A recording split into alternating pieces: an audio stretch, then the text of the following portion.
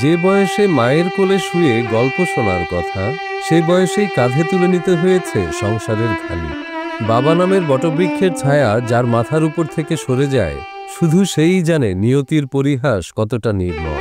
পানি বিক্রি করে আমি সংসার চালাই। আমার বাবা 2 বছর আগে মারা গেছে। খেলার মাঠ কিংবা পছন্দের তরকারি দিয়ে এক থালা ভাতের বায়না যার করার কথা, ভাগ্য তাকে হারে হারে বুঝিয়ে দিয়েছে জীবনের কষাঘাত কতটা বেদনা। প্রতিদিন পানি বিক্রি করে 150 থেকে 200 টাকা আয় হয় তাজিমের। আমি প্রতিদিন 100-150 টাকা আনি, পরে ওই টাকা দিয়ে মাকে দেই, মা 8 বাজার করে। আগারগাঁওয়ের রাস্তা দিয়ে যারা নিয়মিত চলাচল করেন তাদের অনেকের কাছেই চেনা মুখ ছোট্ট তাজিম। কিন্তু দারিদ্র যাদের তাড়া করে প্রতিনিয়ত, তারা কি আর অন্যের দারিদ্র মুক্তির উপায় হতে পারে?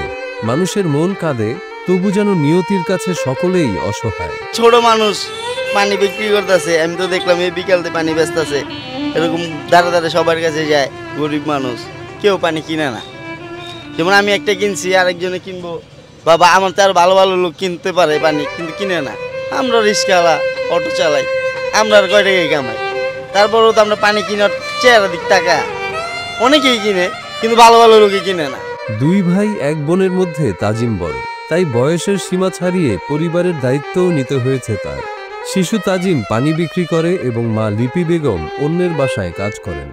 2 জনের অর্থে কোনো রকমে খেয়ে না খেয়ে চলছে জীবন সংগ্রাম। আমি পানি বিক্রি করি, আমরা 2 ভাই 1 বোন, আর মা মেসে কাজ করে। প্রতিদিন রাজধানীর আগারগাঁও এলাকা ঘুরে ঘুরে পানি বিক্রি করে 2য় শ্রেণীর ছাত্র ছোট্ট তাজিম। কোনো দিন সব পানি বিক্রি হয়, আবার কখনো কখনো হয় না। সারাদিন পায়ে হেঁটে পানি বিক্রি করায় পায়ে ব্যথা হলেও বসে থাকার সুযোগ নেই তার। পানি বিক্রি না হলে বন্ধ হয় খাবার জোগান। 1 কেস পানি আনি, 1 কেস পানি বেচা হয়, আবার হয় না। ক্লাস 2তে পড়ি, আমার বাসা হক বেকারি। তাজিম প্রতিদিন রাস্তায় ঘুরে ঘুরে পানি বিক্রি করে। অনেকেই জানেন না, এই পানি কিনলেই অন্তত একবেলা পেট ভরে খেতে পারবে তাজিমের পরিবার।